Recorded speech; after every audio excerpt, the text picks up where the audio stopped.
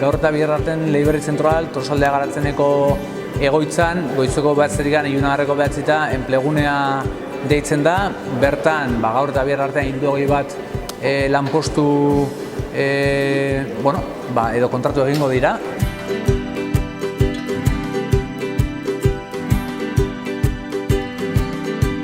Lanbideren eskualdeko enplegu programa iritsi zitzaigun, hori uztartu dugu enpleguaren sustapenerako Gipuzkoako Foru Aldundiarekin beste programa batekin, hau dena antolatzeko, ez? Eta hau dena oinarritzen da udalok hartu genuen konpromiso batean. Nun udalok kontratuak sustatu baino udaleko gauza txikiak egiteko prospekzio batekin eta sektore pribatuari eskaini zaizkion laguntza hauek. Zergatik?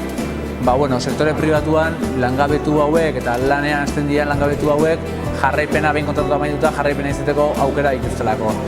Aurkeztu pixkat, zure lan esperientzie eta pixkat zure helburuk eta espektatibak. Enpresan aldetik jaso dugun erantzuna, uste baino hobea izan da eta diru laguntzatik kanpo gelditu arren zenbait enpresek erakutsi dute asmoa kontratazioak ere burutzeko, ez?